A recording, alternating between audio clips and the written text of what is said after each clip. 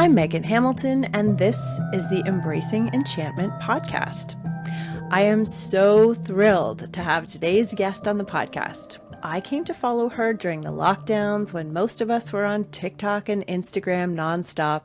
I loved her TikToks about witchcraft, crystals, tarot, divination, and we even had the same tarot moon backdrop.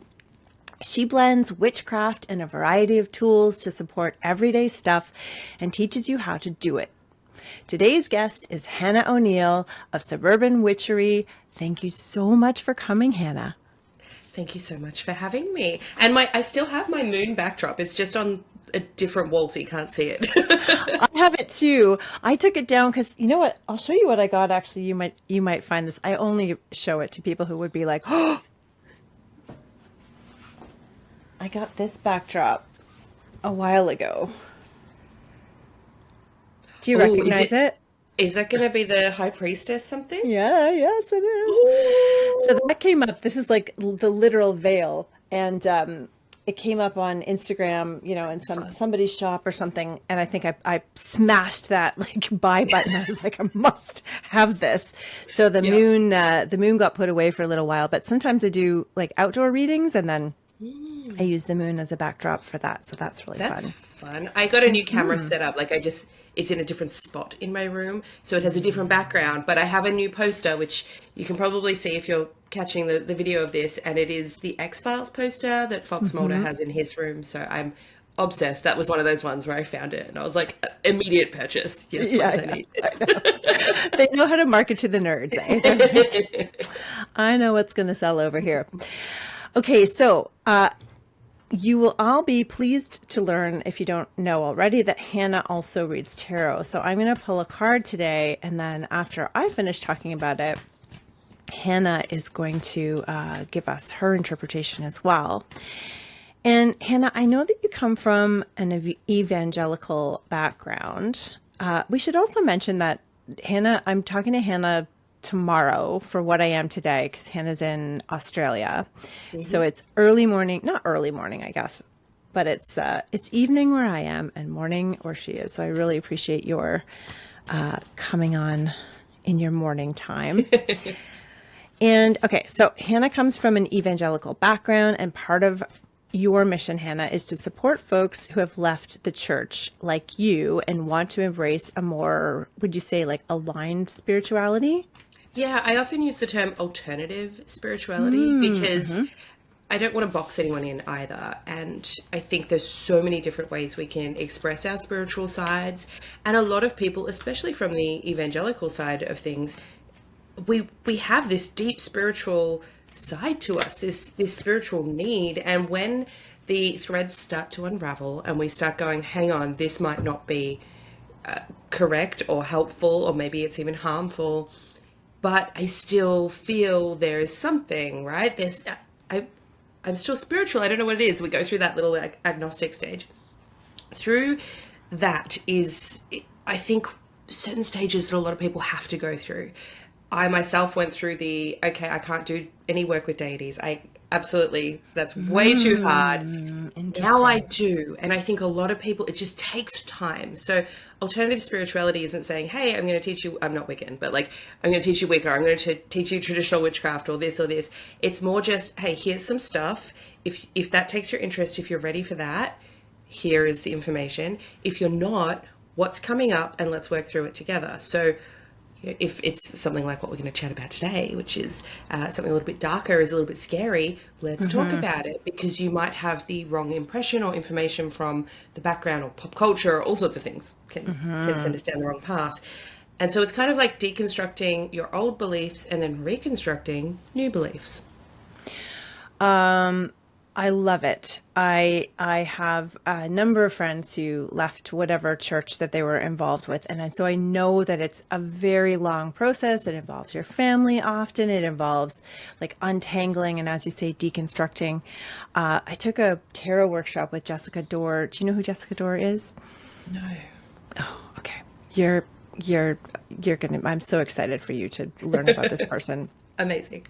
But one of the things that we talked about was, you know, all of the things we take for granted that are just, you know, this is the way of tarot, and this is how we do this, and it's full of archetypes. And she's like, one thing we could do is say, are they archetypes? Is tarot actually archetypes, or is it a storyline, or is it XYZ?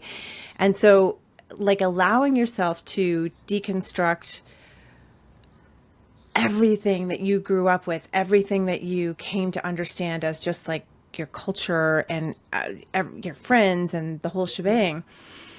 Sometimes if folks don't come from a background like that or know somebody who did, it's really hard to understand how much work you have to do to get to the other side of it and start to become your full self. Does that feel kind of accurate? Yeah, it's two sort of things come up and they're both kind of odd, but can you imagine if you'd been reading tarot your whole life and you're like, I know tarot. Tarot is like, I know all about it, right? And then someone comes in and they're like, actually, the Tower is a wonderful card. We love the Tower. The Tower means great things are coming. You'd be like, no, you're wrong. But then imagine you like started pulling out the threads and realized that maybe they actually were right. Maybe you'd been taught the wrong thing the whole time. Your world would kind of implode. You'd be like, well, what else? Which other card have I been using wrong? All these times I've done this, right? Like, that's a weird example because the Tower card is not great blessings coming, but in the way of like spiritual understanding of the world, that's kind of the reverse of what happened, at least to me in the church, right? So everything kind of implodes and you start to question everything. And that takes a lot of time. It took me years. It took me literally years. So the other one I wanted to bring up, because the word deconstruction, I think a lot of people are like, what? It's literally only come about, I think, since 2016, the term deconstruction in regards to Christianity. But I like to think about it the way my mother, who is a very picky eater, she like toast and potatoes and she's good, right? Popcorn. That's all she'll eat, right? I mean, those are good foods. They are good foods, right? But I like to push her. I'm like, come on, let's eat some vegetables. Let's go to a restaurant and eat. You know, this is Mexican food. Come with me to a Mexican. This is Korean food. Like, we're going to explore. And she's very stubborn, won't try anything. But every now and then she will. But she can't just go and, like, she wouldn't just go and eat a taco. She couldn't. She would have to open it up and pick out all the bits to see, okay, what's this? Oh, that's lettuce. I know what that is. That's tomato. Okay, great. I know what that is. This is, and she'd go through, find all the stuff that's in there and then be like, okay, now I can start to put it back, but actually I don't want the lettuce. And, you know, she reconstructs it how she wants it. And I think deconstruction is like a little bit like a taco. You start to pull apart the things you've always believed or maybe didn't know were underneath your beliefs, right? You're like, oh, but it's just a taco. It's just Christianity. Well, no, what makes it up? Where did it come from? Where did this belief around entities come from? Where did this belief around witchcraft come from? Is it actually in there when you open it up and start to peel it back? Or did you just think it was going to be spicy because you just presumed so, right? But there's actually no chili. That's a really weird food analogy, but it feels... I love it. Like it might make sense to some people who are weird like me.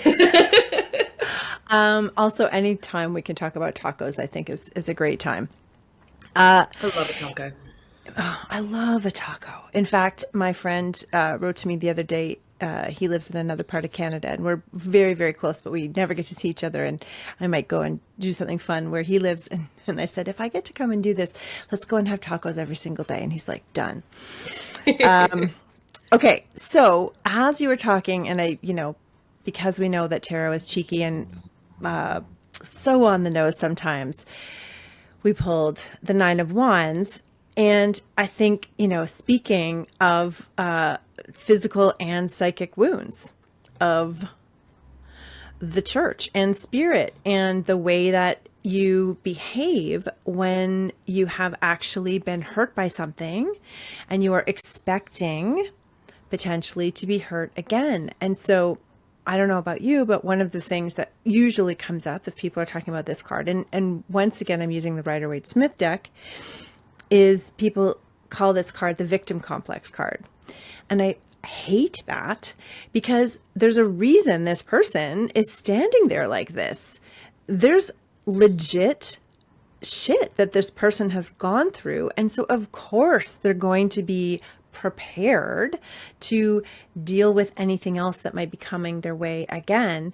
So we know, because this is a 9, that on the other side of this is a completion of this cycle, right? And that it's that sort of, 9s I find sometimes are the worry card, right? You think of the 9 of Swords as well. It's the, right before there's that sigh of relief, and whatever the thing was has come to an end or to a full fruition. And so I think, it's interesting that this card, and it fell out as you were talking about leaving the church and coming to realize all of these things that you came to realize about, probably why you left in the first place. So the card is universal. And I think that the reason it's coming, so like it's obviously speaks to your particular story, but I think it's also coming up to remind us all, one, can we please stop using victim mentality and victim complex as some kind of pejorative? Because honestly, unless we start recognizing where people are having and experiencing pain and why they're behaving the way that they're behaving, we're just going to keep on with each other. 2, where are you expecting to be hurt, and how can you deconstruct where that came from, and how you might be able to let your body relax a little bit, instead of just always kind of darting around wondering when the other shoe is going to drop. What do you want to say to that, Hana? Yeah, I love this card because it's a little on edge. It is expecting to be hurt again, because we can see he's got a bandage on his head. He's like, I have been burned before. I'm not going to let that happen again. But what I love about this is he's standing on this like concrete, like this hard, barren concrete. And behind him, behind this wall or this fence that he's built, is beautiful green pastures. So sometimes we are so afraid of being hurt again, we will not explore what could be better for us, because it feels safer in the harshness of what we know, because we know how to protect ourselves. And so it's a really great way to look at this card, and it's what I often bring up, is like, yes, you're feeling on edge, you're feeling like you've been hurt and you don't want to be hurt again. No one wants to be hurt again. But how is that possibly stopping you from exploring or seeing what else could be out there? And what do you think needs to happen? Or we can pull cards on what needs to happen to move through that to get to where you want to be, right? Because we can't stay in this little spot forever. There's no grass, there's nothing to eat. Yep. I love it. Yes. Yeah, that's interesting. I love hearing how people read the cards, because I almost never think about the green hills in the back. So thank you for that. Oh, Smith put in so many little nuggets of things that you can pick up on. Love it. Love it. I had Cult Mother. Do you know Hannah Joy Graves? Have you started to follow her yet? Am I just like in my own little bubble? We're all in our own little bubbles. She's fabulous. And now I can't even remember what I was going to say to that. Hi, I have ADHD. I think you do. Yes, I do. It'll come to me in the middle of another sentence, so then I'll refer back to it, and then we'll get moving. But anyways, yeah, she had something to say about Pamela Coleman Smith. Oh yeah, dinner parties. So she said like that she would be one of her people if you could have a dinner party with anybody I know. Oh, what a great answer. Isn't it? And I was like, Yes. can I please come to that dinner party? Yes. I 100% would love that conversation. Okay. So one of the reasons I wanted to talk to you today, as you know, was because a couple of months ago, and I tried to find it, I couldn't find it, but I know it was on Threads, I think. You'd mentioned ways to banish evil spirits. So just, a little bit of a trigger warning, I guess. And I say this as somebody who used to feel very triggered by this. And you and I were talking before we started recording. Same for you. If the idea of evil spirits is really complicated for you, you might, we'll be gentle for sure. And as Hannah has mentioned to me privately, she walks people through this. If you're ready to sort of take it on, know that we will be as careful as we can. However, if the idea of it is just like too much for you, I've got a lot of other episodes. Go ahead, go back and listen to other ones, because this might not be the one for you. But anyway, okay. So a couple months ago, Hannah had mentioned ways to banish evil spirits, or like how to deal with them or how to protect yourself from them. And I'd mentioned that I wasn't sure if I believed in evil spirits. So Hannah directed me to her podcast, which is called Witch Talks, to listen to a chat with her and Michelle. Is it Bélanger? Bélanger. And I found it fascinating. One of the things that stuck out for me was that she mentioned, Michelle, that the entity you might be feeling in your home is most often actually not an evil spirit, but that they do exist, and she's encountered them and helps to get rid of them. So can you talk about that a little bit, Hannah? Like, I'm still not entirely sure where I sit with this. But I do know that I can talk about it now, whereas before the mention of it would just have me not sleeping for a week. And so, yeah, let's just get into it. You tell me, from all of the things that I just kind of said, what is coming up for you straight out of the gate?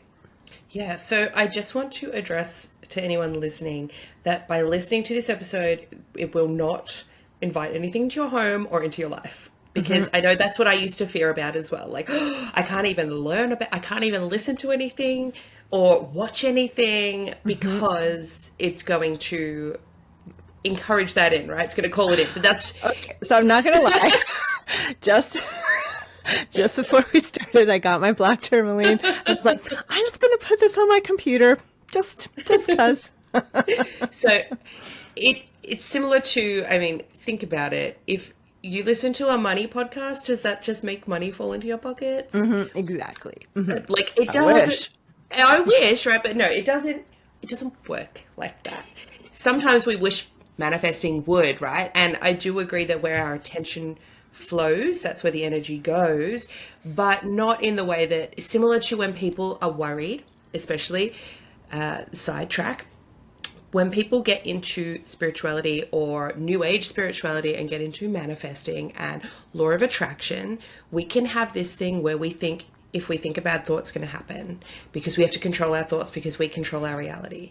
I don't get behind that. I do think our thoughts are important, but once you start to get into thought control, that is a cult tactic, and it's snuck its way into many different religions and spiritual points of view. And the new age mentality is especially ripe for cult manipulation from gurus and all sorts of things. And we see this like little I've even got an episode on it called the conspirituality to alt-right pipeline, because it is a very slippery slope. Once you start trying to control your thoughts, it is easier for others to control your thoughts and to control you, and it goes from there. So we're not doing that. That is not actually helpful for anyone. Awareness of thoughts is way better than control of thoughts. So listening to this will not invite anything in. And I think a lot of the time we have the wrong idea on what a negative entity is, or a demon, or anything like that. Now, I grew up evangelical. Spiritual warfare was preached about constantly. And that doesn't end in the church, because when you leave the church and go into something like witchcraft or the new age psychic tarot space, you often bring it with you with excessive cleansing and warding and banishing. And sometimes that's necessary, and a lot of the time it's not. And a lot of the time people are, get into the spiritual warfare of, they're going to hex me and I'm going to do this. And it goes back and forth. It's the same story with a different hat on. And I don't think it's always helpful. Now, same within in the whole concept of entities and things. I do think there are sometimes some things out there, but they are incredibly rare in terms of like actual true harm. And I don't think it is like the church teaches, which was that every negative thought, mental illness itself was a demon presenting itself. It's not like that, right? Every spirit guide we talk to is not a demon whispering into our ears. Okay, so it depends a lot. A lot of this depends on what our actual belief system is and our worldview around spirituality. So when we teach on this, when I teach on this, it is tricky because not everybody believes in deities. Not everybody believes in spirit guides. Not everybody believes in a spirit team or a higher self, right? So we have these words that we use to describe things outside of us, things without a physical body that we may or may not communicate with. And it's going to be something where you might have to sub in your word of choice a lot of the time. Mm-hmm. Personally, I believe that we are all connected. We are part of a creator, a very large universal source energy that has split itself to experience itself in a multiple of ways. And a way that happens is with things like thought forms, deities, spirits. So in a way, it's kind of like, yes, all the gods exist, right? They're all right. Yeah. That's kind of my personal mentality these days. Mm-hmm. And thought forms are one way that, if you don't know what a thought form is, it's basically even if, for example, Jesus was never a real person and never existed, the amount of people that believe in him and pray to him, his energy is a thing now. So he is real because that energy, that entity has been created as a thought form by the collective. So thought forms are a thing. I do think spirits and entities and ghosts and all of that are, but they're not always in the classification of demon or super negative entity. And a lot of the time, they're actually here to help us, and we get that misconstrued. I have a story. Would you like a story? Yes, please. So I have had a few experiences, and I think most people won't. But I'm one of those people that I have to experience stuff to teach about it. That's just my life. In human design, I'm a 1-3. I call this the learning the hard way to teach. So I've had a couple of experiences that were really scary. I don't think that means everyone's going to. I do actually think I'm kind of primed for it. But in hindsight, I look back and I'm like, oh, I'm actually really grateful. There was actually a reason that happened, because it taught me X, Y, and Z. It put me on this path. It did this. It did that. So one that I want to talk about was a case where even after years of experience, I presumed that it was something negative. And it actually took me talking to one of my dear friends, Mortalis, who is a medium and a necromancer, and talking it out, like, I actually don't know what it is that I saw. What was this thing? And sort of realizing that it was actually helping me. So, which, yes, the perception was this is bad and evil, but it actually ended up being good. So I have this thing when I deeply meditate, when I put myself more into that sort of trance state, there's a few different things that can happen for people.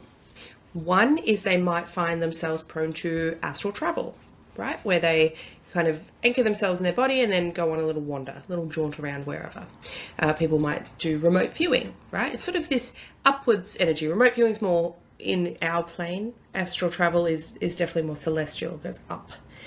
I tend to do the opposite. I often feel this like falling back motion, and it feels like I'm almost going down into something different. Whenever I have experiences where I am connecting with my deities or my guides or anything, it is often in this place that looks to me like this big, cavernous, dark space. You can't see the edges. And then almost like a little platform that they'll walk out to, and there's a big bridge between us. And then we meet either on the bridge or I walk over to them. That's the image that comes to my mind when I am in communication. It is dark. There's not a lot of stuff there. It's kind of like I've gone down, if that makes sense. Yeah. Who do you like to work with? So I personally work with Thoth, who is an Egyptian deity of the tarot, of wisdom, of writers, of knowledge, a mediator. In between, I have one of my beautiful little Thoth statues here. Lovely.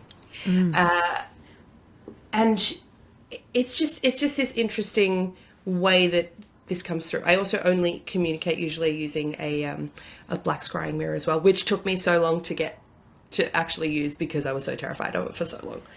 But it's all good now. I've had no negative experiences. But anyway, so that's usually what happens. I seem to sort of go down, I guess, if that's a good word. I don't know if that's the right word, but that's how it feels. I'm never up doing astral travel stuff. Anyway, That's where I tend to go. Yes. So I think I have this habit of doing that. I am drawn to ancestor work. I am drawn to mediumship. I am drawn to using graveyard dirt in my stuff. Like, I like that kind of thing. So it seems to be a little bit of a association with me as a person and my personality as well. So there was one time where I went to a antique store. Okay. Pulled up, and I remember I was still, I just had a baby. I was still breastfeeding. I was in that state where you don't really get to do a lot yourself. And I said to my husband as we were driving past, I said, pull in. I just need a moment. Can I please just go and explore an antique store? Like, I haven't done that in so long. Do we have time? Like, kids are napping in the back of the car. Please, can I just have 10 minutes? He's like, yeah, go for it. So he stays in the car. I go inside. I'm having a great time. I love antique stores, and I love the energy that they have. Now, normally I know very well that I need to shield myself when I go in because there is a lot of energy, and that's just energy of people loving stuff, people, memories, all sorts of things that come into an antique store. And normally I would just put up a little bubble type shield and wander through happily. Now, I was breastfeeding, and I have babies that don't sleep through the night until they're 3. So I was a bit sleep deprived, forgot about it, just like having a great time wandering through. And then I thought it would be really fun to be like, oh, let's do a little Instagram poll on what thing might be haunted, right? So I would take a photo of something super creepy, like there was this really creepy rocking horse, and I was like, everyone will think that that's haunted, but I can tell there's like nothing on it, right? So I'd take a photo and say haunted or not, and people would vote. It was really fun. And then I'd be like, this one, and then I was opening up and sensing, this one does actually have something there, or this one doesn't, and it was good fun. And then there was this, like, a dresser, this old, gorgeous, like, walnut-coloured dresser. And I thought, oh, that is gorgeous. And I put my hand on it and immediately knew that I probably shouldn't have in the state that I was, this, like, open, vulnerable state. I put my hand on it and went, oh, no, instant ick. Like, I feel ick. That's, whoops. I've made an error. And so, yeah, I went there. That's probably the only thing in this store that, no, I definitely shouldn't have touched. Now, as a little side note, I've done this in like a natural history museum as well. It's just like, oh, I wonder what I pick up from, touching this animal. Right. Again, like ick, dizzy, horrible feeling, not happy. So I don't do that in museums anymore. And also in antique stores, I'm definitely more careful. So this was a learning moment for me. But I kind of just went, you know what? It's fine. I'm a witch. I can handle this. It was just a momentary lapse of judgment, but I'll wander out now. Wandered out and sort of started immediately going, oh, I feel like I'm getting a headache now. I should have shielded. Silly me. Oh, well, get in the car. Let's continue home. So we get home, and I said to my husband, I just need to have a bit of a nap. I'm not feeling quite right. So I went and had a nap, and again felt that sort of dropping down into sleep, and then had this pretty intense nightmare. Like I was walking through these caves. It was really dark, and it just nothing happened in the nightmare. It just wasn't good. And I woke up with this pretty bad migraine, and I thought, okay, something's up. So then wandered out, and he said, you know what, I'm not feeling very good. I'm going to lie down. So he went and lay down. And I laid down in the spare bed. So he lies down in the spare bed as well. And I said, all right, I'll hold the fort. And he has a nightmare too. And I thought, okay, nightmares aren't contagious, but something's up. I've messed up here. And so I thought, okay, I need to do something about this. There's something that's come in with me, and I don't know what it is, but it doesn't feel like a human spirit type of thing. I don't think this was just a haunted object. So I was like, okay, let's figure this out. So what I did was I lay down on my couch in my lounge, and I do something that I term it psychic surgery. It could be anything else. But basically going into a meditative state and imagining that I step out of my body and then turn around and look at myself lying there on the couch. This sounds a lot simpler than it is to actually do. It's quite tricky to even just visualize turning around and looking at yourself. But if you can get it, it's very, very helpful. So doing that, and then usually what I do is almost like a body scan, just see if there's anything there. And then imagine I have like a net that I go from my feet all the way up, pull it through my body to collect anything that shouldn't be there, right? Very helpful type of visualization. It can give you a lot of information. But when I did this, I immediately saw that there was this thing on the back of my neck. And I thought, that's weird. That's not supposed to be there, right? That's weird. That's unusual. Now, it didn't look like anything, demonic or anything. It looked like, if anyone has seen any of the Studio Ghibli movies, especially Howl's Moving Castle, which is my favorite, the Witch of the Waste has these like black globby people. They're kind of like inky. Yeah, they're in Totoro as well, aren't they? Yes. So this sort of inky, wormy thing is what it looked like. Inky, wormy thing attached to the back of my neck. I thought, okay, that's not supposed to be there. I'm not really scared of it, but I feel like it's causing a bit of this. Like I've picked up whatever this is. So what I did in the visualization was I imagined picking it up off myself, taking it outside into my yard, digging a hole, putting it there, and saying a little prayer to Mother Earth, just like, hey, I don't need this. Can you please recycle this or put this back to where it needs to go? And then I imagined putting like a piece of cardboard just on top and a brick to sort of hold it down. And then I've come out of my meditation, opened my eyes, like sat up from the couch, and my view from the couch was straight out the door to the backyard. And standing, this is the creepiest part, but it's so cool, standing in that spot where I had just visualized burying something, and I had a big backyard, so this was like crazy that something right there, was an ibis. So a sacred white ibis, which is the sign of Thoth. That's his way of showing. I had never seen an ibis in my backyard before. I was like, what are you doing right where I just imagined doing that? So I thought, okay, he's helping. What a big like validation sign. Okay, that's so cool. But also, what the hell was that? And because I hadn't come across it before, and I've read extensively, I've like never seen a weird inky worm thing. So I've called my friend Mortalis and I said, yo, this weird thing happened. Have you ever seen this? You're a medium, you work with and a mortician and necromancer, like you work in this space. Have you ever heard of this? And I can't recall if they actually had seen it before or heard of it, but they gave some really interesting advice around it, which was, it sounds like this was what is the word? I'm going to lose it, I know. Psychopomp. Sounds like this was a psychopomp, which is kind of, I think it's a Greek word. The way we were talking about it and what it came across as was almost like a protective spirit, as in it scares you to stop you going further. It waits at the gates of something to scare you away, right? It's like, here is a nightmare. Here is like all this stuff. Don't go any further. You possibly would, like your subconscious or your spirit is traversing where it's not supposed to go.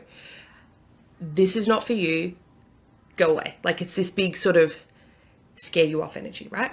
So I could have very much, if I hadn't been attacking it with curiosity and some of my skills that I already had in my arsenal, I probably would have been like, oh my gosh, I'm possessed. There's a demon in my house, right? That's where I probably would have gone, especially if it had happened a few years earlier. But in this way, going with curiosity, like, what is that? That's strange. I haven't seen that before. Let's look into that.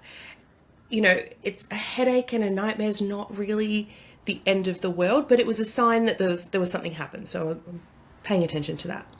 But the fact that it's like, okay, this is showing us that we're going a little bit too far. We're not supposed to be here. Let's scare you off. And so that isn't a negative entity. That's a helpful one. Right? Yes.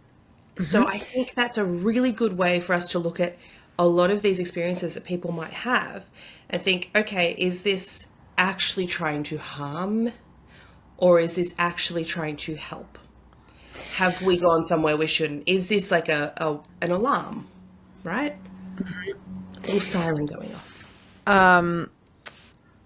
First of all, thanks for sharing that story. And oh my God, as most of us who have been in the throes of early motherhood know, like there is really, you're vulnerable no matter what. You know, you haven't slept. I remember once hallucinating my daughter's face all over the bed. And I knew I was awake. She was sleeping for once. And I said to my husband, I said, I need you to listen to me right now so that you can say this to me in the morning. But I am hallucinating Audrey's face on everything. And I still remember, and I knew that that's what was happening. But I mean, you're just in a completely different. Yes. So what I love about this story, because it's obviously incredibly creepy, but also incredible. Like you said, ibis, and I'm like, an ibis, because that would not happen in Canada. I don't think we have ibis hanging around. Look, we for have one. them in we do have them in Australia. They are, I want to say affectionately, but it's not really affectionately known as bin chickens. And as someone who works with Thoth, I don't like the term, and I try and teach my kids, no, it's not a bin chicken. That is a sacred white ibis.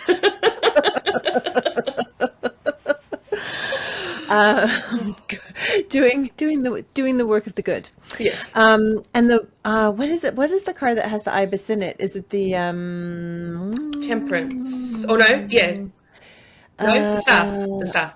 It is the star. Yeah, thank you. The star. So that's actually really cool too. Ruled by Aquarius, which is my rising sign. Which is fun. Mine is Sag. So, okay. So what I love about this is, so my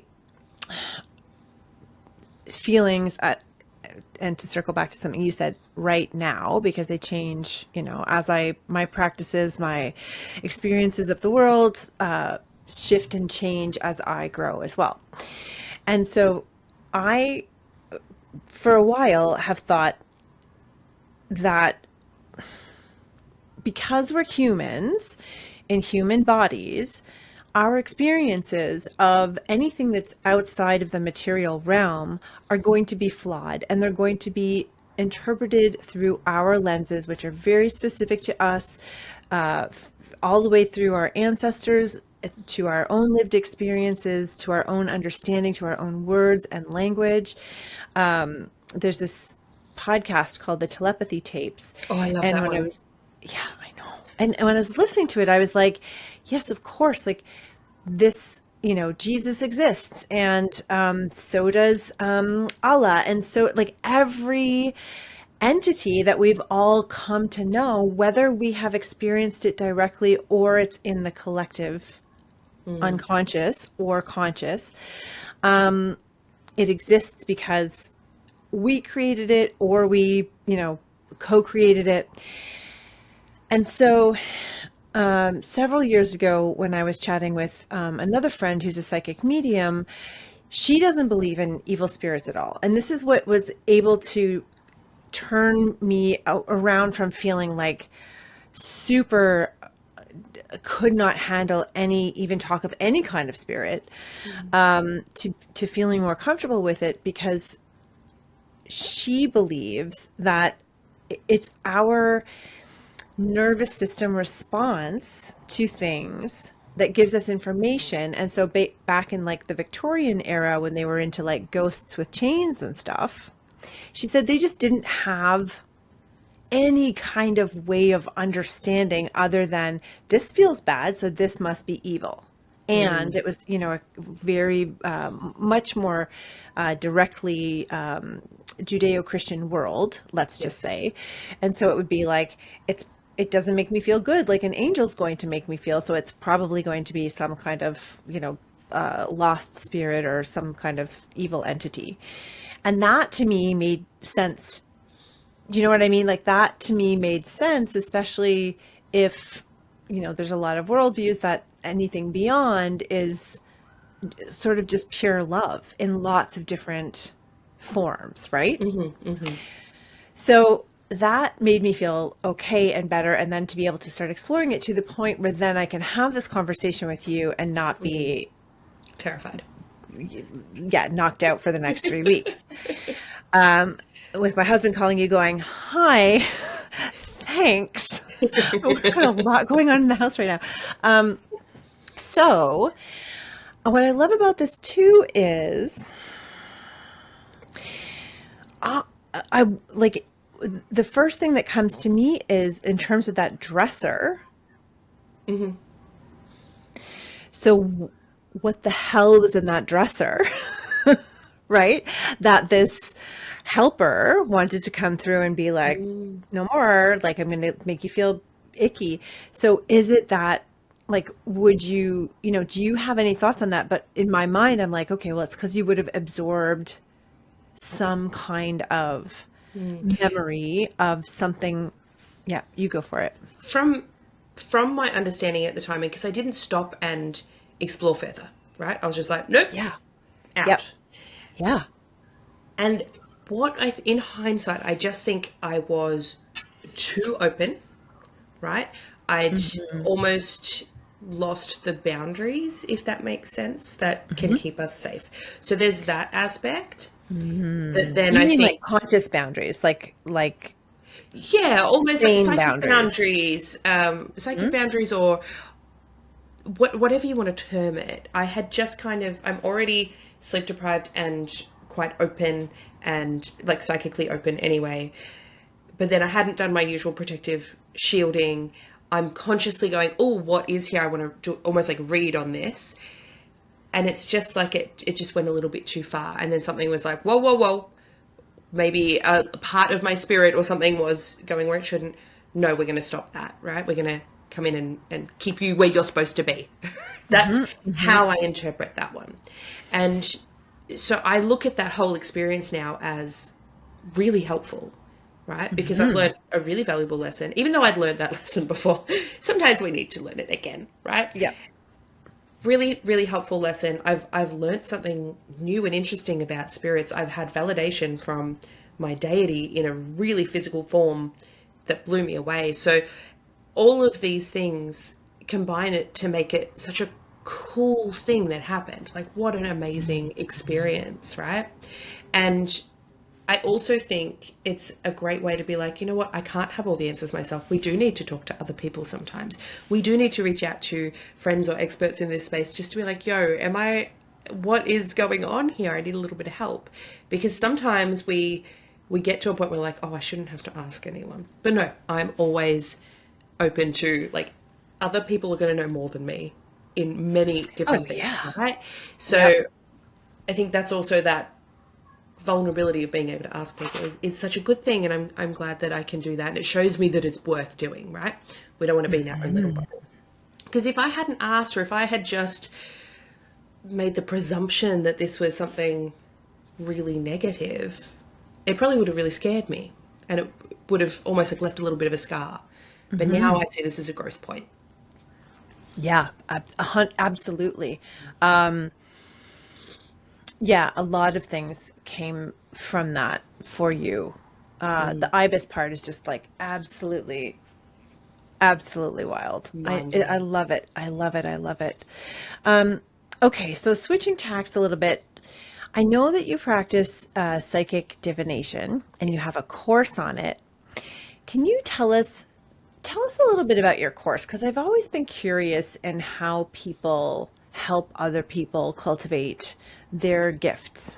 Yes. So I am, just for context, I am a Virgo sun, and my Venus and Mercury are also in Virgo. So there's a lot of practicality in the way that I teach. It's very systemized, right? But I also like to go deep. I don't want to keep it too surface level. So what I've done with this course is I've broken it down into 3 different types of divination. So I basically went, okay, divination as a whole is a humongous topic. Yeah. What is a way to classify it? And I came up with, there are 3 different types. There is simple divination. That is any form of divination. Now, divination, for anyone listening, is a It's a tool, or it's a method, or it's a system that we use to find out information that would not otherwise be available to us. Whether that is psychologically, you're just using it as a psychological tool, like the tarot. A lot of people use it psychologically, like a ink blot test. Or if it is psychically, mediumistically, connecting with gods, deities, whoever it is, right? However you want to get that information, it's using a tool to get there. Whereas psychic, just in general, we're not using a tool.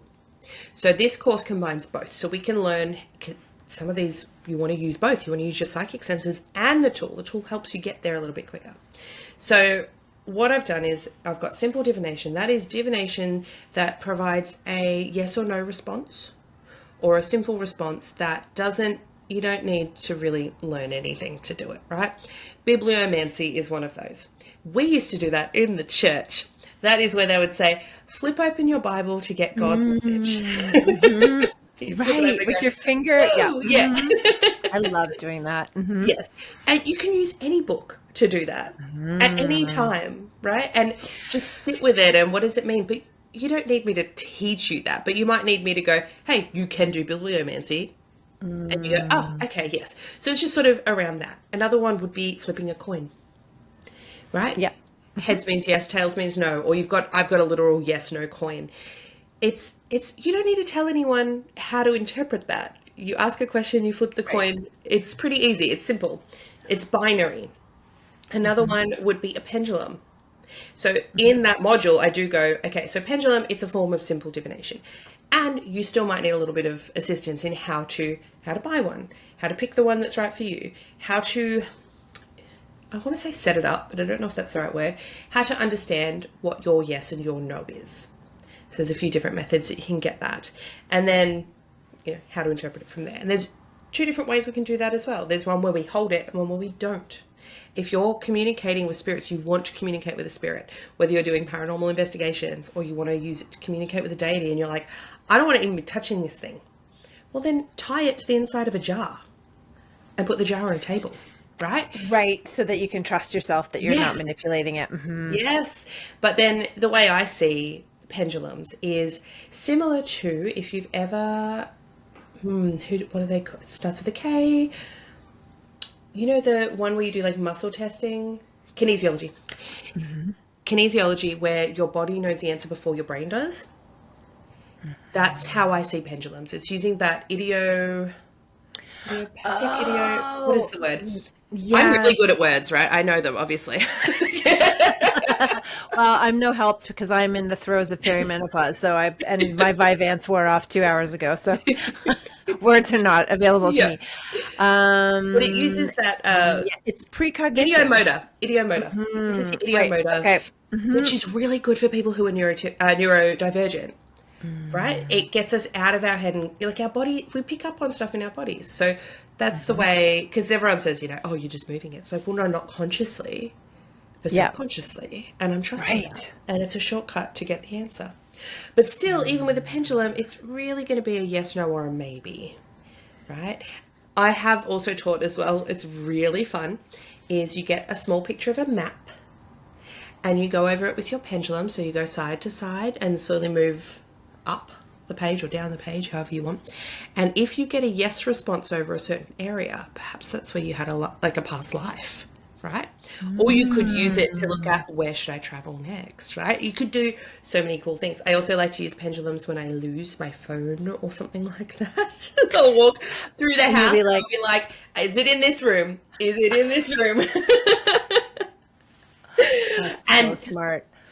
My favorite way to use my pendulum, my absolute favorite way, is I go over to my houseplants and I say, are you happy here in this spot? Is this a good spot for you? Do you need water? Do you need something else? And then I move to the next ones. So when I bought a new plant, I'm like, okay, are you happy here? No. Okay. Over here, this corner. Oh, look, I likes it. So, and my plants are so happy. They're so happy. So I think that's a really fun, interesting way to use it, but it's still just simple divination. I love that.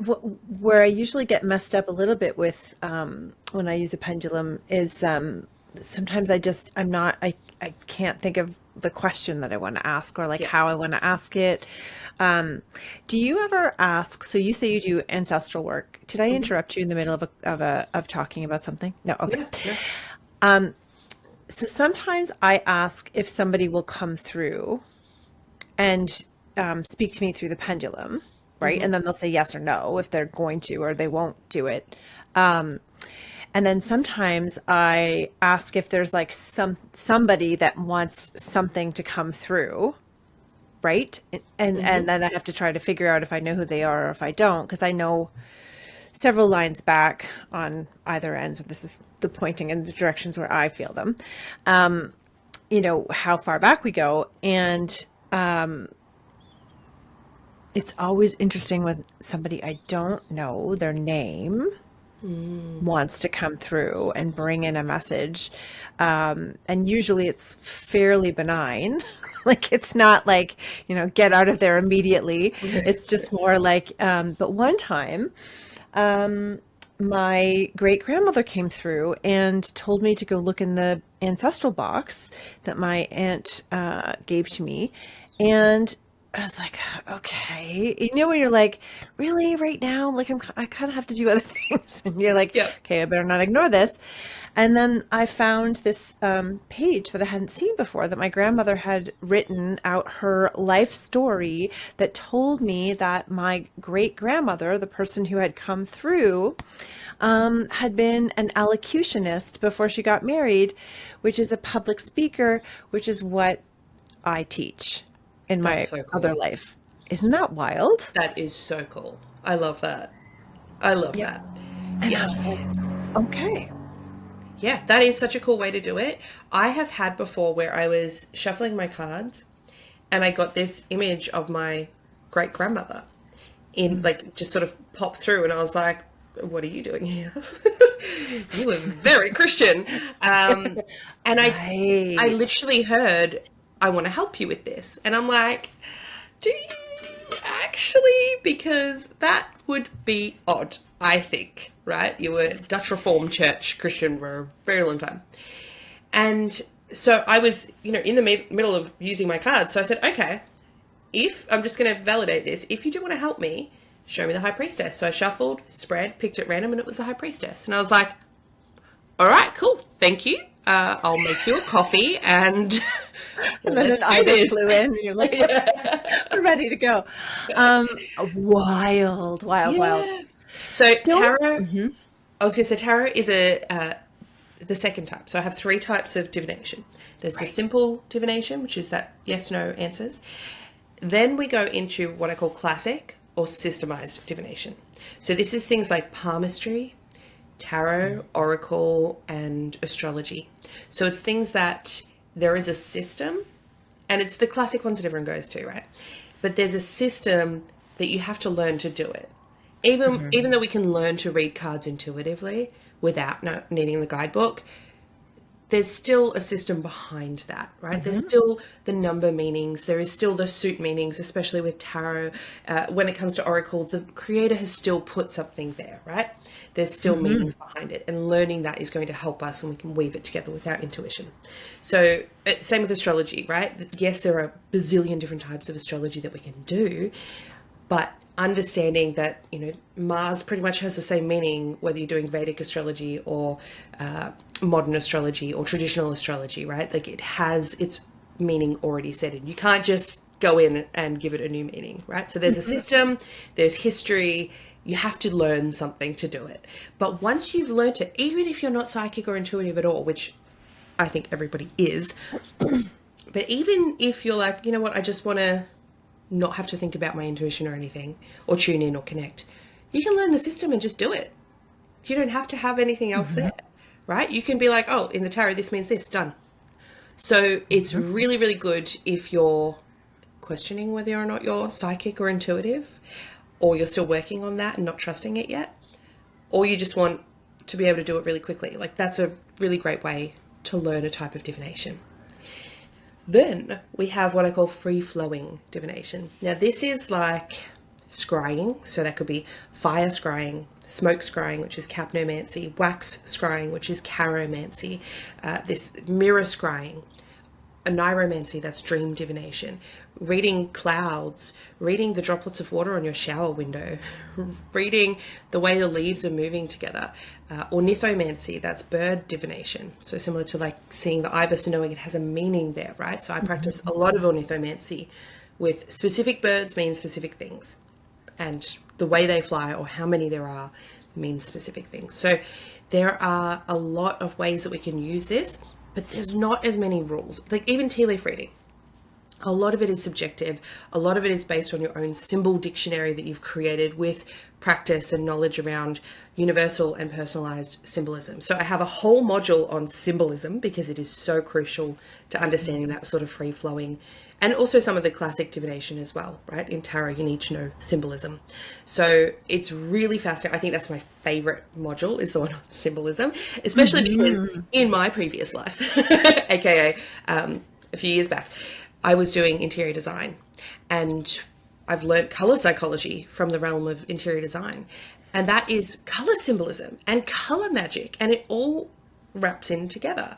So I've brought those sorts of things into it as well. Of course, everything that I teach is always, there's extra information you can read up on. There's always going to be resources and all sorts of stuff that you can go and find. They're very well researched, but it's really fun. So I've got the 3 different types of divination. There's a whole module on your psychic basics, right? Which is the very first one. That's grounding, shielding, meditation, all the things that you really need to basically learn before you jump into everything. And then, yeah, we've got the actual psychic senses as well. So clairalience, clairgustance, clairvoyance, clairaudience, all of these things, how to tune into them, how to figure out which one's your strongest skill, because it's not always what we think. And sometimes we have downplayed the one that comes through the strongest to us because it's so normal that we think everyone can do it. Yeah, that comes up a lot, doesn't it? For Yes. people when they're like, I didn't realize, I had no idea that other people didn't do this. Yes. Yes. Yeah. And I've had so many students come through. One didn't realize she was an animal communicator. She literally thought everyone knew what their animals were trying to say and was just ignoring them. You know, like her bird would be going off. She's like, oh, he just wants me to let him out. And, you know, the partner's like, how do you know that? She's like, because the way, you know, surely you can hear that, right? Like it's that attunement to animals. And so going through this course, she was like, oh my goodness, right? I didn't realize that this was actually a skill. I've had, one of my students really was like, I'm coming into this because I want to learn the tarot and I'm going to be so good at the tarot. And the tarot is going to be my thing. And it ended up being tea leaf reading, that they were like, oh, whoops, this is my thing. Tarot maybe not, but tea leaf reading is my jam. So it's really interesting being exposed to a variety of divination methods because we don't get that usually. And just being able to go, oh, actually, this really vibes with me, or this works so easy for me. Super helpful. Super helpful. Yeah, I love that you lay them all out because you're right. I mean, tarot usually finds people in its own way. And then you're like, okay, I'm going to learn this, or I've got it over here. I pull it out every once in a while. But to have the opportunity to check in with, because I think if somebody's going to take your course, they're already fairly open to this being a potential thing for them. Right. Yes. And so to be able to then try out different things and be like, what do you mean nobody else or other people don't do this? That's so wild that you give them the opportunity to try different things and really see what's already naturally a gift. And then beyond that, what are you interested in and drawn to? And then how can you practice that if it's something that feels kind of fun and exciting? Yeah, and that's the start of the course. The thing is, I'm like, you have to be having fun. If it's not fun, if you take it too seriously, you block yourself. Yes. Right? You start to doubt and fear and seriousness are the worst blocks, right? We want it to be fun and exciting. And when you're excited, you will be shocked at what comes through with clarity. It's amazing. Yeah. Absolutely amazing. I love that so much. I was editing an episode that will have come out before before this one, but we were talking about the Page of Cups and the King of Cups. And I think, that's what that fish is. It's the reminder of, even when you're the page, I mean, when you're the page, it's easy, right? He has that fun, I think of the fish as silliness. Even when you're the king, you have to bring that back in order to access the intuition that comes from water, that comes from emotions, right? Like you can't be, you could, because he looks so serious as he's sitting there on the throne, but really that fish is showing up to be like, actually, you got to keep it light or else you can't let anything through. I love that because so I'm writing a tarot deck for writers based on writing tropes and character tropes. And for the court cards, which are usually so tricky for people, I have given each of the cards like a character trope that we see portrayed in film and literature. And for my King of Cups card, he's my wise old man with a beard, which we immediately go, okay, Gandalf or like Dumbledore or whoever, that wise old man with a beard trope that we see over and over and over, which, yes, they can be quite serious and they usually know they're quite wise, but they're also silly and whimsical, right? Like Gandalf has his fireworks, like, he kind of pokes a little bit of fun. Like there's that whimsy aspect that comes in with that. So I think that's a really wonderful little connection there. Yes. Oh, I know a lot of people who are definitely going to want to get their hands on that deck. Okay, I am very cognizant of the time, and I feel like I could talk to you for another hour, but I want to be respectful. So we'll have, of course, all of the different places where you can find Hana and access her course and her podcast. Hana, would you mind leaving us with a simple, and maybe I'm saying this, I mean, I know for me when I do sort of protection, it's fairly simple. It's kind of just like, okay, I'm like, I put up my shield, right? Could you help people understand how they might do that if they're going into a place? So for example, I was at a tarot conference in October. So immediately you can, like, you just walk in, you're like, okay. Yeah. Right. And it's amazing, but it's just like, if I'm going to get anything done, I'm going to have to, have some boundaries, just like you do in your real life, just like you do with communication with your people. You need to have energetic boundaries. Can you leave us with a simple way that you might suggest that we could practice that? Yeah, I will explain it the way I explain it to my 8-year-old, because she is very open and sensitive, my little Pisces. And we recently went to the Discovering Ancient Egypt exhibit at the museum. Oh, that's so cool. Which is very cool. Like they had mummies there, and it was very cool, very, very cool. And as soon as we walked in, she said, "Mum, this is too much." And like, it wasn't super crowded, and we'd been in the museum space and that was fine. But as soon as we walked into that exhibit, it was too much. And I knew she was picking up, they had magical talismans, they had actual mummies, they had all sorts of, sarcophagi and inscriptions. And it was, I was in heaven. But she very quickly communicated that, "Mum, this is too much." I said, "Okay, sweetheart, I'm going to ask you to close your eyes for just a quick second and imagine that your feet have like sticky Velcro under them." Okay, so your shoes are sticky Velcro on the ground. Just that simple. Sometimes I might say to people, imagine there's a hook hooking into the carpet. If there's no carpet, sticky Velcro feet or like sticky goo on your shoes. What that does, if you visualize that, your energy goes straight to your feet. It's not grounding in the way that you would ground before spell work. It is not grounding in a way that you would clear yourself of energy, but it is quick and it is effective, and it's a good way to get out of this like headspace and psychic space, right? And straight down to your feet. So it centers your energy and it grounds your energy in a very quick, easy way. And I just said, anytime we walk into a room, you have to quickly imagine that. So each separate room we walk into, you've got sticky feet, and then continue on. Take a deep breath, sticky feet, continue on. That's just a quick one. I said, and what you also need to do is imagine that you are inside one of those bubbles that people roll down hills in. And anything will just bounce off you. You will bounce off everything. Everything bounces off you. You are safe and protected on that inside. So for her, she's like, okay. And she'd close her eyes, picture it. I'm like, can you see it in your head? And she's like, yep. Like, great. Every time we walk into a room, because it is hard to hold that visualization without consistent practice. So every time you walk into a room, just reimagine it.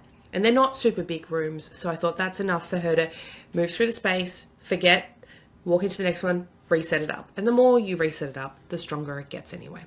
So that is what helped her through it. And we've noticed this with her a few times. You know, we walk into an old bookstore or something and suddenly she's like, I don't want to go in. And she's very sensitive to that energy. Like, I'm not going in. I don't want to go in. And she'll shield and stay outside with one of us. So it's very interesting. I like to use shielding methods like that if I'm going into places like an ancient Egypt museum exhibit. If you're doing that a lot. For example, if you go, whenever I go and buy my crystals wholesale, there's this humongous wholesale store, and I walk in and it's like a wave. I know. It's so crazy. So, oh my gosh. Anything that's too much, whether it's too much of a good thing or too much of something historical or just energy, right? So big crystal shops, wholesale ones, just straight away I'm like, I have to shield. Anything with like fossils or like, as I said earlier, like natural history museum, that kind of thing. Also hospitals, big time. Now, a lot of people ask me about cemeteries and graveyards. Honestly, I don't really bother with shielding when I'm there. There's not a lot going on in cemeteries and graveyards. The one thing I do is I walk in backwards and I walk out backwards and I leave a little coin offering as I do. And this was taught to me by a voodoo practitioner in New Orleans after I did have an issue down there.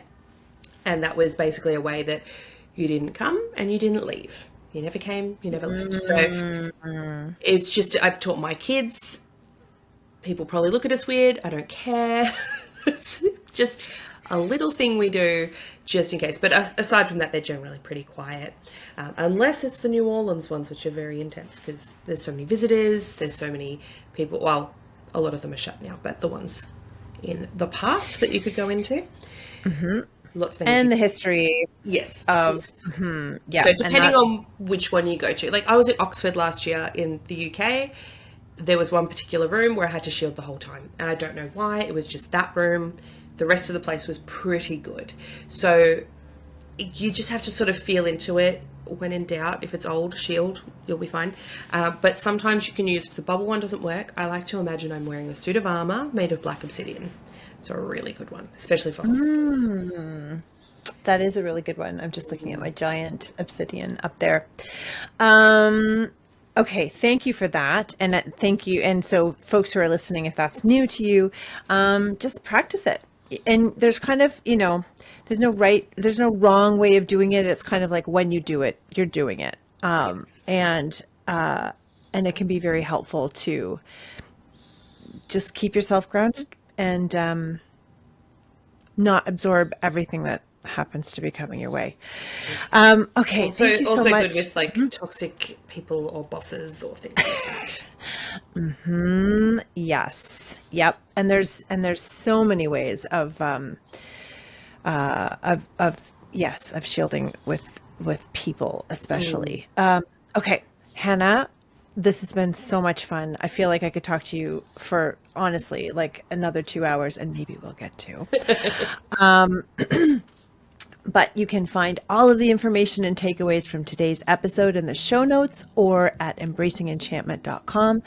Please subscribe and follow wherever you get your podcasts, and we'd love for you to leave a review. You can also leave a voice note at embracingenchantment.com, and if you've listened to other episodes, we do play those voice notes sometimes. We might even feature it in a future episode. You can find out more about Hana and where to follow her in our show notes. You're going to want to make sure you're subscribed subscribe because we have some exciting episodes coming up about music and magic and the magic of books. And you can catch up on previous episodes where we talk to incredible guests like Pam Grossman and Colin Bedell. We talk about tarot, human design, the question of whether magic is real, and so much more. Until then, here's to building an enchanted life. And thank you so much, Hana. Thank you for having me.